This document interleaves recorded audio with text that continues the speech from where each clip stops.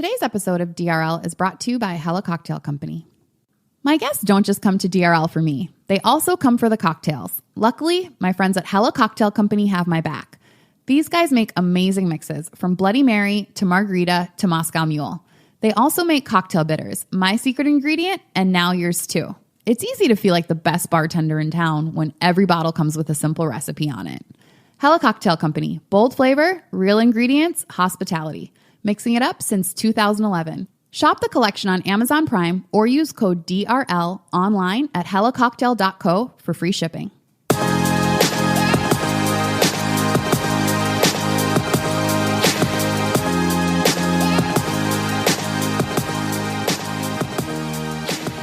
Hello, my lovely listeners. Welcome back to another episode of DRL, where we're talking everything dating, relationships, and love. I'm your host, Tanisha Wood. Welcome back to part 2 of this episode with Mike and Meghan. If you haven't listened to part 1 yet, make sure you go back and do that and then come back and listen to part 2. Last week, we talked about the fact that they're an interracial couple and how that was for them in the initial stages. Today, we're going to be talking about how they really broke out of the box in their relationship and learned to be extremely vulnerable with each other. So one of the things that I really like about you guys as a couple, I'm going to name all of them actually. Oh. The first one is your willingness to confront things, right? Because a lot of people at a lot of points in your relationship or what you've shared thus far would have been like, I'm making assumptions. I'm not talking about that. This is how I feel. And then kind of create a story in their head, go on that story. And next thing you know, the relationship doesn't exist. So I really like that, the willingness and openness to talk about things. The second thing is the vulnerability that you guys have with each other, where it's just like, yeah, not only like we're going to really talk about it. We're not just going to be like, so, blah, blah, blah, blah, you know, this is how I fake feel. Like you really talk about it and you really like, you don't shy away from the things that might cause angst or pain or anger. Like you roll right into it, you talk about it and you deal with it. So like, I just want to tell you guys that I love that and I appreciate that. And the third thing is your willingness to explore and be open with each other. Can we talk about that? Well, first of all, I love appreciations. So that was so heartwarming for me. We definitely can. Last time that I saw you guys came over and you had this epic story about being in Berlin and just having an amazing night. And not only that, but just the exploration and the discovery of you as individuals and you as a couple and like what makes you tick or like what gets you upset. And I think that's the more important part is the learning that came from that around your own feelings and about yourselves and each other. Oh, totally. So something that's really been incredible about that Michael and my connection is we have, so to speak on our connection from a sexual or romantic, like from that standpoint, is that we're both really like exploratory. We both we're both really sexual people, and in the past I've felt shame around it, and for a variety of reasons, and what we've created together is a space that we both feel, I think, like we both feel really safe to share to share our attractions and our sexuality with each other, which is really, really connecting. Yeah, I think the two of us have been in, and many of us as humans have been in relationships where, unbeknownst to ourselves, we're actively suppressing natural urges. We could talk about, monogamy overall. We could talk about varying forms of sexuality, but our society often, like our parents, our society forces us to repress our desires sexually. And it's like what I was saying with the box earlier. It's just like, and also here's your sexuality and here's how you should be attracted to men or women or whomever. Totally. And it's all pre-designed and you're just supposed to try to fit within this box. So it's no different. When you hear statistics about 50, 60 people report that they've had an affair. It could be that, it could be higher, it could be lower, but it's higher. I think it's like a really high percent. If 50% said they did it, that means 80 did it. Yeah. and then the other 20% like have thought about it. It's like, you know, does this, for some people maybe it genuinely like 100% works and they just simply don't have even look in the other direction. But what I'm really interested in is the connection that comes from even connecting in that space of where your attraction and your sexuality lie. So if Michael feels an attraction, which everybody is going to have, like for, for another, like, or just like, wow, like I really felt connected to that person. And anybody that says that they don't, like once they're in a relationship, I'm just not attracted to other men or women anymore. That's a lie. You're a human being and that trumps everything. I think so. I mean, I'll give like maybe some people like are lower on the. So some people have a low sex drive. Some people like are like crave safety and security, right? And have like maybe enough fear or something that they like maybe just either suppress it or maybe they don't have it. Like I'm not that person. Like I have, I like to explore. I like to question. And to be able to be in a space that we can share and it's safe, is really, to me, it's really connecting. And I think for me, like when you talk about monogamy or non-monogamy, to be able to just be like, you know, like it's for a lot of relationships, you go to wedding after wedding, and it's like, for to us part, there's only you only have eyes for each other and things like that. I'm always like, you got to be kidding me! Like this is all fucking fake, and it's a fraud. And I'm like, well, how about you just say that it's always on the table to have a conversation about? Exactly. That's all it is. 100%. Is like, we'll keep it on the table, and if it's like, you know what, like I really just need you right now to be focused on me. Great. Or if it's like, hey, let's go explore what our sexuality is in other contexts. Great. But like, let's at least put it on the table for conversation rather than just assume you're just going to go through the motions and walk down the aisle and do all these things and that you're never allowed never to going to feel an urge for anybody else. Yeah, exactly. The important part of that is it's not about the act itself. But most people never even have the conversation. Totally. Yeah. They never even say to their partner, do you think that you want to be monogamous forever? Is that a thing that you desire, or is that just something you've been forced into? But the conversation never actually happens. And that's why people have affairs, because the conversation never came up. So they feel like I have to keep this thing in the dark. And it's a huge assumption. It's a huge assumption. Like, and especially when you consider, like we were talking about the divorce rate. Yeah. Why wouldn't you talk about this? Well, I feel like it's, well, in general, so much of what we do seems counterintuitive to our self-interest, but it feels like people are more keen to almost anguish over grasping for this idea of trust, this like picturesque idea of trust, versus almost, you know, reveling in exploring, like actively exploring trust. Like, what I mean by that is when you can have sometimes difficult but real conversations about what trust means. Beat up that definition. Like, what does it mean for you in your partnership? There's like something so insanely alluring and sexy about being able to break through to that. Whereas more people are more, I think, in general, are more so like, well, this is what I'm supposed to be, and anguishing over what they're supposed to fit within. Mm-hmm. So I don't know. I just feel like the trust, it hasn't been easy. What hasn't been easy? Just a non-traditional exploration of what trust means in a committed partnership. But as a Sagittarius, I feel like it's oh, you know what they say about Sag? what do they say? What's that? I'm just kidding. I don't know. You said as a Sagittarius. I'm like, what does that mean? I know, me too. All right, no, okay. So my homie was like posting memes about Sagittariuses, and they were so I'm a Sagittarius, she's a Sagittarius, and like some of the overarching characteristics are we absolutely hate boredom.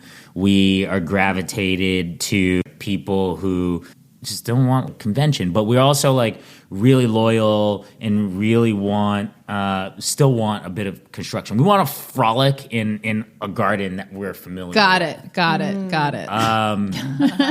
That's a really good way to put that. You know, we both came into a relationship with less than the idyllic relationship structure examples from our parents. So that comes with a bit of like guardedness, a bit of protectiveness, and we've been running at those shields that we both have like a motherfucker and shattering them, and that's every time. Sometimes it takes a lot of runs to shatter that, but when we do break through, we're like, holy shit, I'm so grateful for you. I'm so grateful for what you've opened up in me and like the growth that I've had. Aw. They're like staring into each other's eyes deeply as they say this, by the way. Now they're making out. Should I leave? No. Okay, they weren't really making out. I exaggerated. More of a kiss. More of a prolonged kiss. With a little lengua. So in sort of your explorations in your relationship, what do you feel that you've learned about trust and about each other?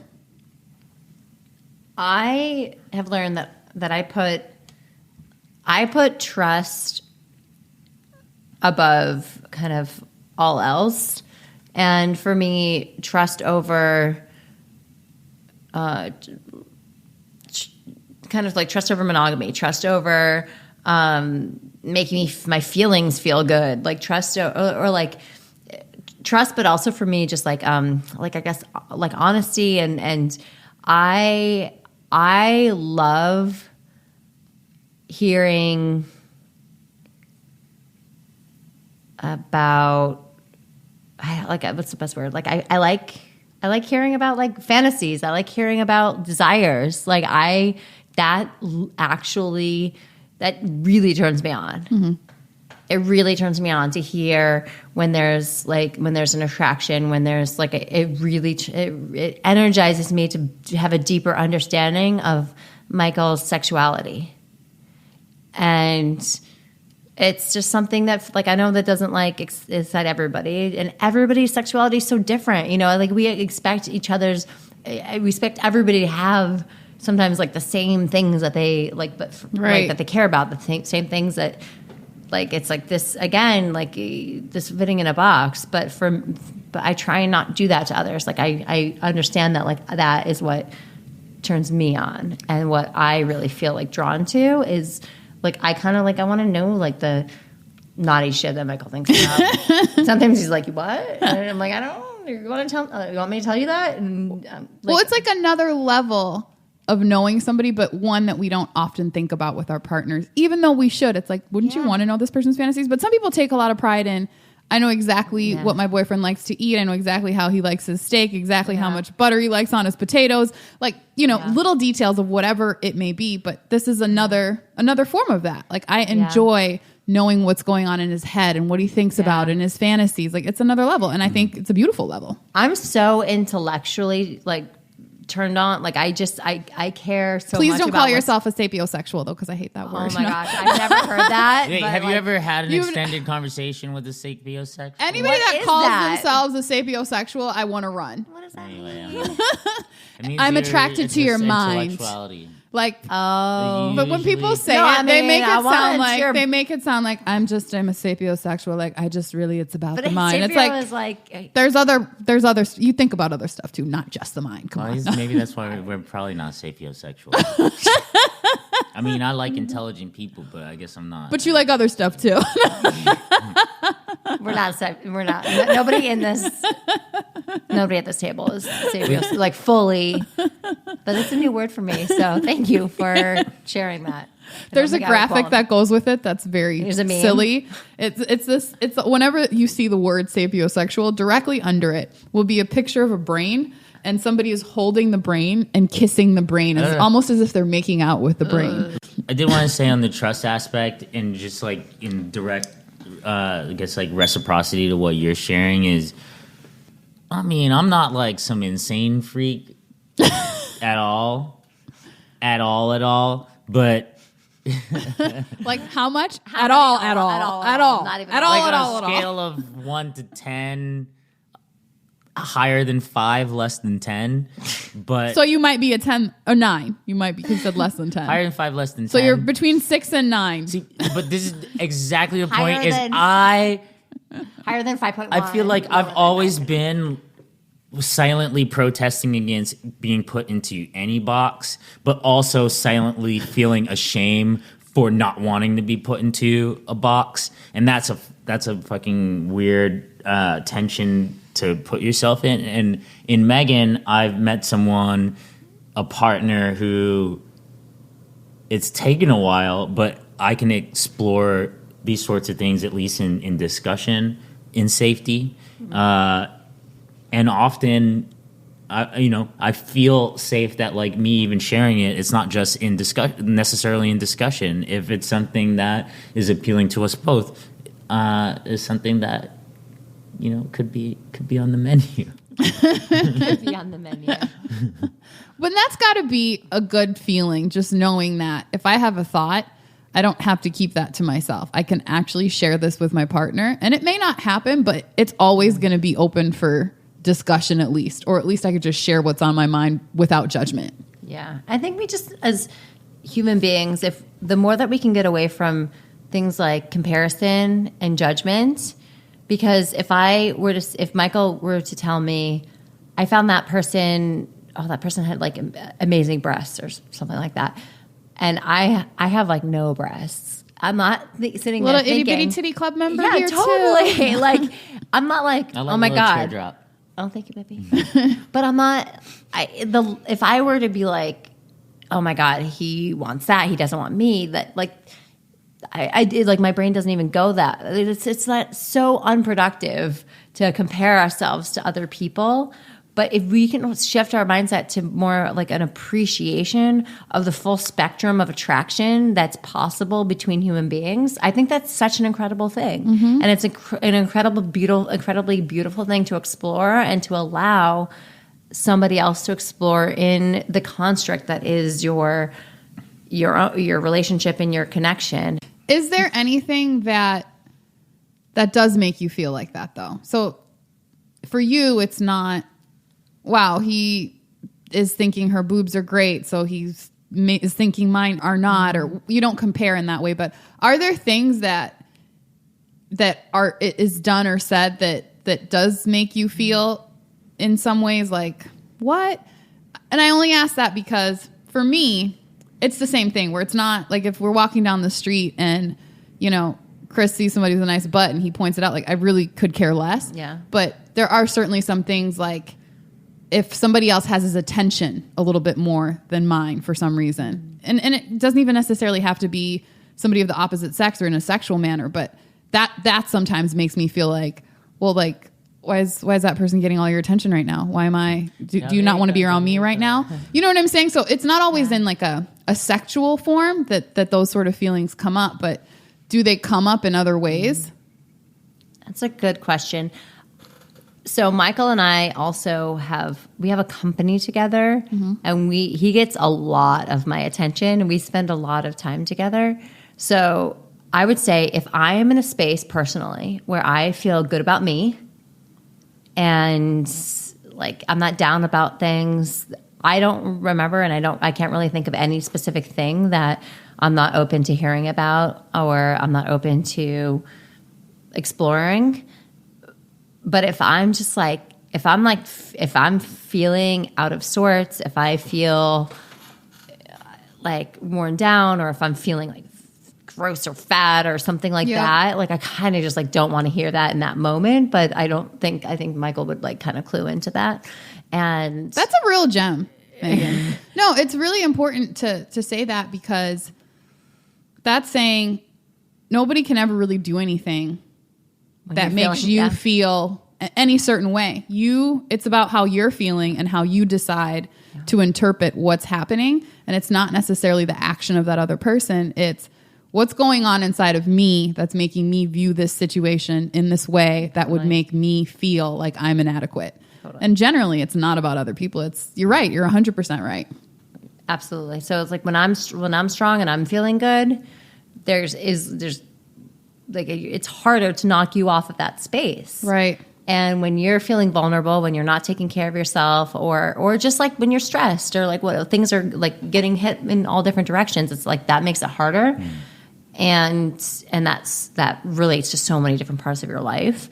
But in that case, I would just be like, oh, I don't need to hear that right now. But like, thank you. And then like you just communicate it. It's like, just communicate it. We don't have any absolute terms or definitions around our relationship, which is probably why we're not speaking, if anything, in terms of like, well, we're sapiosexual or polyamorous or whatever. We aren't any of those things. But I would say that we realize and appreciate in each other a genuine curiosity and a rejection of being defined outside of how we choose to define ourselves and our relationship. And so, I mean, that's just yielded some really fertile ground for creativity and love for our personality types. I think Megan and I have both like run away from relationships that felt too restrictive. And in this, we have the security that we both need and the trust that we both need, but the open gates to explore, at least, explore our curiosities together and see where we want that to go together. At the end of the day, it's us together, and making choices together. All of these things continue to build trust between us, to be able to have open dialogue and decide what you want to do about whatever it is that you're revealing to one another. To that point, the other day, Megan shared. Actually, we were in the midst of being intimate with one another, and Megan. You said that so eloquently. And Megan, intimacy. Megan shared with me a moment of attraction with someone else while out, and I had a series of emotions. I felt fear. I felt my heart rate rise. I felt sadness. I felt anger. That's a good point. I felt it, and then it actually manifested itself in like a really exciting sexual exchange between the two of us. But I would say that it then made me challenge. It made me think in the moment, and then afterwards about if I am sharing with you attraction with other people, and you're giving me a reaction that seems like very safe, like. Is it reciprocal? Am I prepared to receive what I'm being given? And do I even want that? Do I want this Pandora's box? Mm-hmm. It's not simple. Yeah, because you're a Sag. You want a frolic, but like me. Simple's boring. Totally.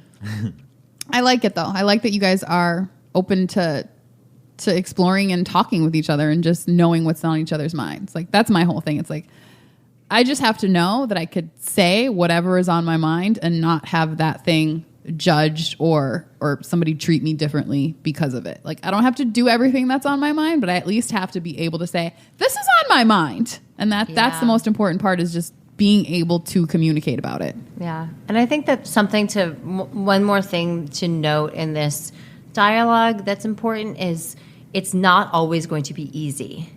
So there might be feelings that are hard around it. I might hear something. I sugarcoated it a bit because it's become easier for me. But sometimes it's hard to hear. Sometimes it's hard to hear somebody else's truth, and sometimes you feel like, sometimes it seems like somebody else might not be able to handle your truth. But I think human beings, you can work through those feelings. And you might have jealousy, you might have fear, and it's okay. It's okay to have those feelings. And then you're like, where did that come from? Like, where's that fear from? Do I feel like I'm not able to be loved? Like, where is that from? And you can process it, you can get through it, and you can be like, no, I'm actually in a really stable, loving relationship with somebody who has natural attractions and natural inclinations. And it's okay. Being able to like continue to go through that process of like processing your feelings that are hard, that are challenging, and then getting through that, like that's also kind of like a life tool. I feel like people go and spend money and put themselves in situation to increase this like adrenaline in their body, like jump out of planes, like just sit down in front of your partner and have a real conversation. Like, think about the thing that you don't want to talk about and then talk about it. Yeah. And see what that feels like. See what that feels like throughout your body. You know what I mean? Tune into it and actually like. Because the question really is not, it's never the what. So it's not like, yes, I'm feeling jealousy. I know the what, but why? Yeah. And why in me? Not what did you do to make me feel like that, but like, why am I jealous? Why do I feel like I don't trust now? Like the why, and you got to dig and dig and dig and dig. But here, I'll even go a step deeper, is that like, there's a ton of fear and discomfort in approaching that deeper dig. But when you scrape the surface and start going deeper past it, so now you've gotten past fear and now you're learning what happens once you get past that fear. I feel like there's no ecstasy like it. It's like getting the opportunity to speak in front of a crowd, hating it, but then hearing the applause afterwards and being like, wow, I did that. You know, that's what connecting too as a couple. It's like couples drugs to share and open up to each other in like a really, really vulnerable way. And that's like not yelling at each other. You did this, you did that. But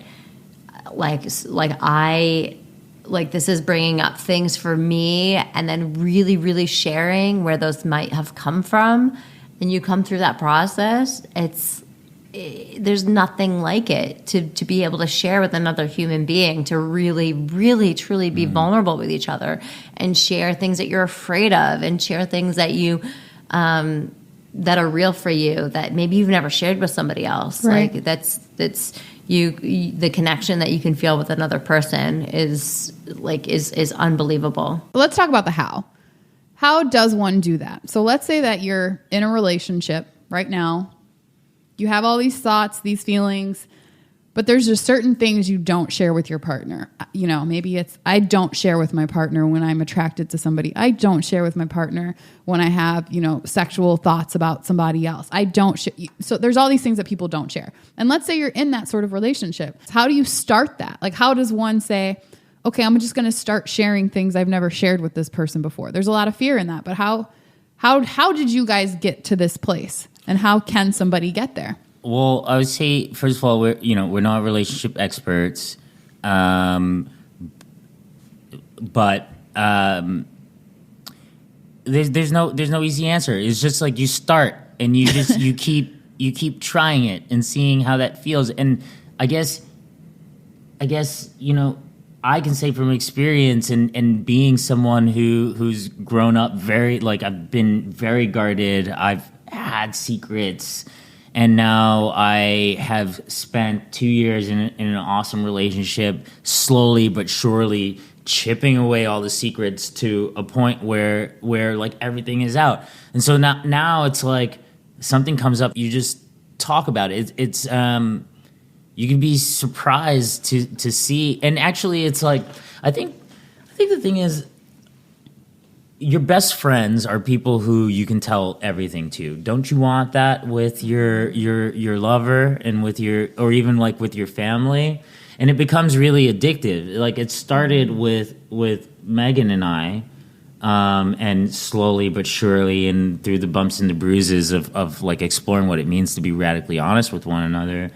But now it's permeated into like family life with me, where like just over Thanksgiving, I ended up sharing with my mom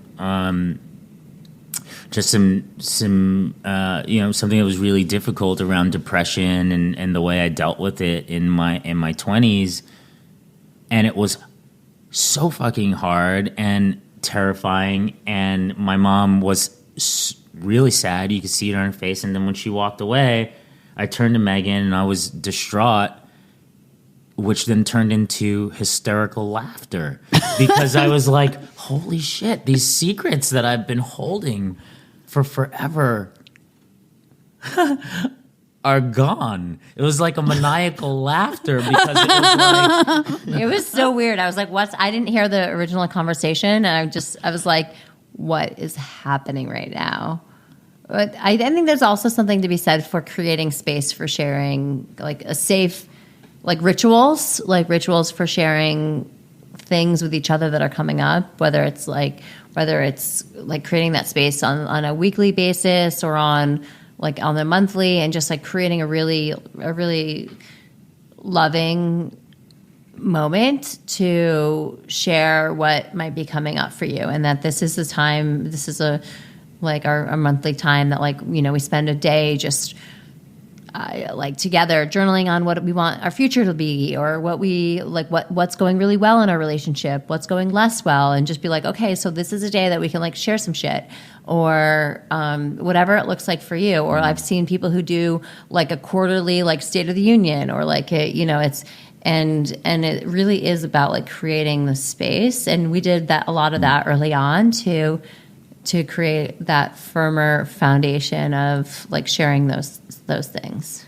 Yeah, I think that's a really good point. As business and life partners, we end up in more sort of just high contact situations than most couples do, and right. So we had to implement tools early on, and so we do a check-in, which starts off really by sharing appreciations, which regardless of what's going on in your life, and I mean this can apply to anything, whatever you're dealing with. If you start off by just taking a moment to go through what you appreciate, then it can really help how you frame gratitude, frame the rest. So we do that. It starts off with appreciations and then gradually builds into more I guess in intense questions, and then closes out with appreciation. So it's booked end with that. And now we don't do a formal check-in nearly as much as we used to, although we should probably get back into some sort of ritual of it. But I would say that the tools of realizing that, okay, we might be pissed off about something, and now we're showing up in this discussion as adversaries, but we can kind of identify that and stop and take a step back and be like, okay, what are we doing? Because we've built up the tools to realize okay, these are patterns that stress can cause. Let's reground. Let's connect. Let's get back to a place where we're starting from a place of love, and then come back to this issue right. that we wanted to. That's good that you guys can identify that in the moment and say either we need to step back for a second, or let's dive into it and talk. Yeah, we're still working on it. Yeah. It's always gonna that's gonna be forever. That's a process. Yeah, so you guys mentioned that you're also business partners. What do you guys do together? So we have an agency called Curiosity Lab, and we help brands, for-profit, nonprofit organizations on their mission statement, on their values, on their purpose, and we do the strategy work to make sure that they're really clear in articulating that. And then we also will bring that to life through content and experiences and partnerships. So we really kind of work in the intersection of brands and community and purpose. we think it's really important to take a step back, ground in your values, and then every other decision comes out from that. We speak to consultants, we speak to media companies, we speak to brands, and it's the same formula, which is let's do that work to really understand what's the most meaningful to the people you're meaning to win, love, and reach, and use that as your guiding post going forward. How is it working together? Insane. No. Plenty of ups and downs. But I would say that anytime that I reflect back on the past 2+ years of working together, is that it's been the most expansive 2 years. I've learned more about myself and the person that I am, and my capabilities, and my where I need to grow, and where I use crutches than I ever in my life.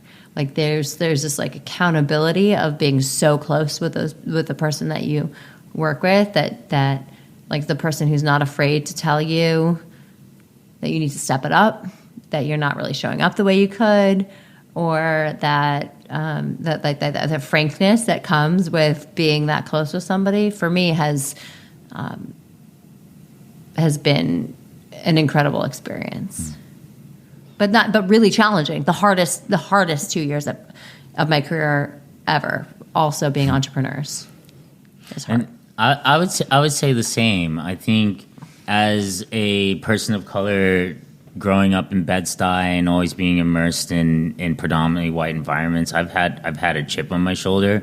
I've made it where I've made it in my career kind of through blunt force, and so I've had a intense boot camp in emotional empathy in forming a relationship and business partnership with Meghan. I want to play a game.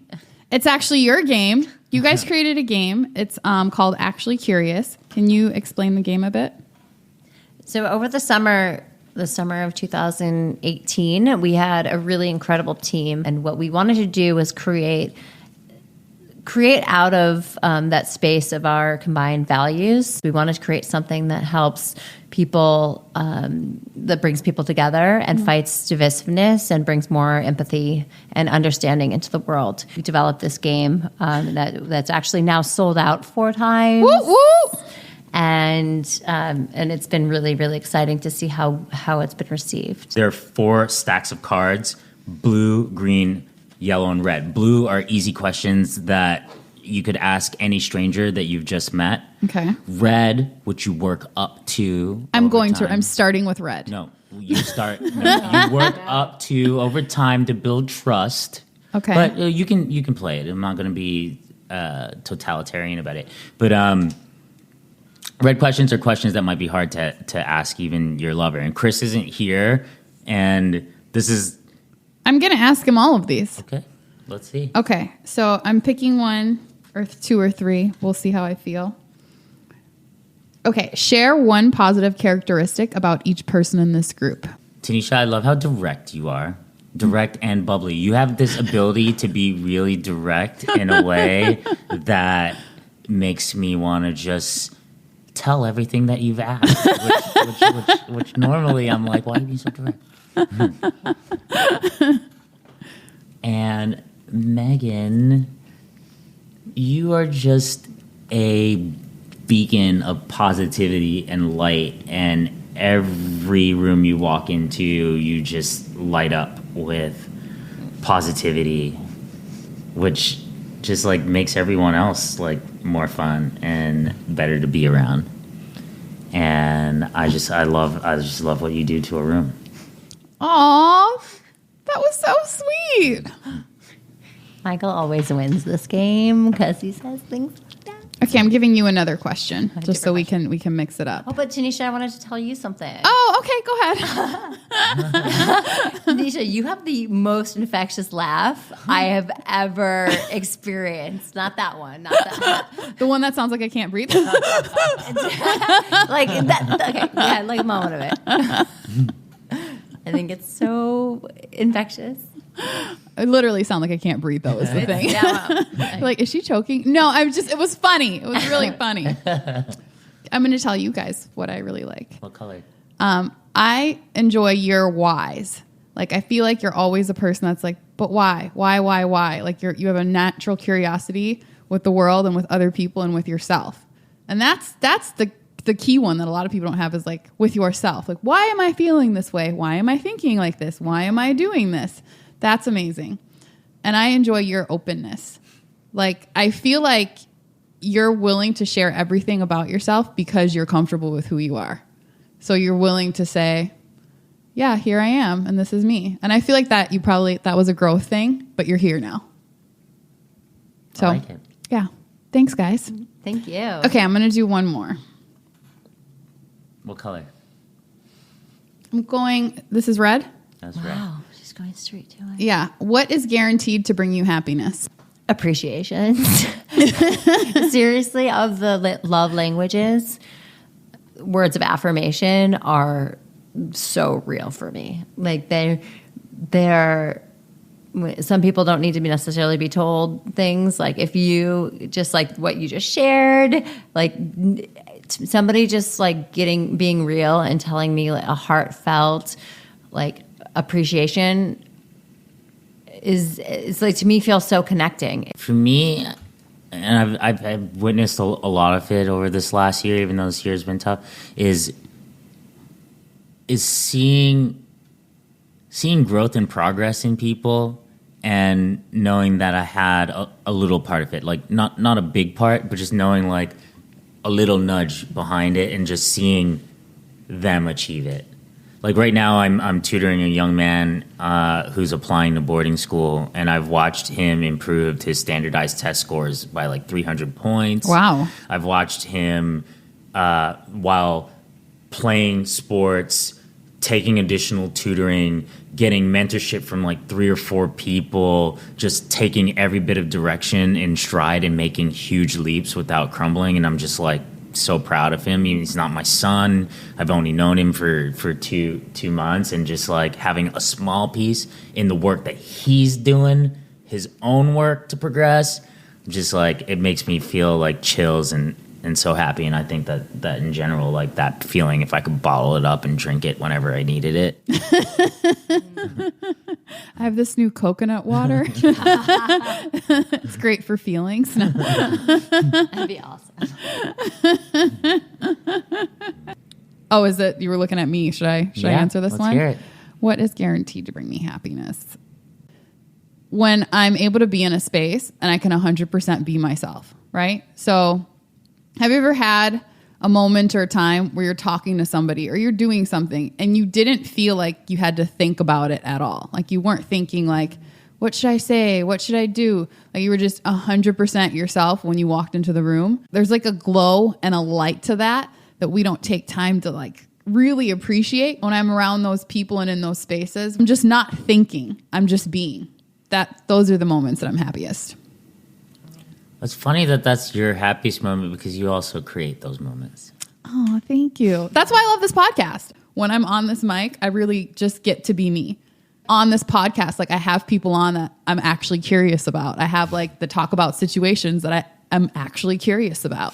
It's a good name for this card game, by the way. So yeah, I get to really be myself. So I appreciate it. And I appreciate you guys for coming on tonight and sharing and being incredibly open. And I hope that people take a lot from this because you guys have a lot to offer and just how you think about yourselves and each other in the world. Oh, thank you so much. This has been Thanks such a pleasure. Getting to hear your laugh over and over again. Okay, that was the maniacal one. That was a little silly. So where can people reach you guys to get the game, or just if they want to work with you or other things? Well, actuallycurious.com is the easiest way to remember. You can always go to Amazon.com and search for Actually Curious. They're for sale there. And our company is called Curiosity Lab, and we also have a website for that, curiositylab.io. And you can connect with us. You can call Tanisha. Yeah, I'm here. What's your Instagram? Or slide into the DM. Curiosity Lab. It's C_Lab. Reosity Lab. Okay. Got it? We'll C link that on- underscore Reosity. Okay. Lab. I'll add that link on the site. Make sure I'll help people out. And thank you guys so much for tuning in tonight. And please reach out to me. Let me know what you think of the show. You can always reach me at Tanisha Wood on Instagram, Twitter, and Facebook. And until next time, wish me love. Hello again, my lovely listeners. Thank you so much for tuning in to today's episode of DRL. If you like the show, be sure to go on iTunes and leave a rating and also write a review. And don't forget to share with your friends and tell them all about DRL. Thank you so much for supporting.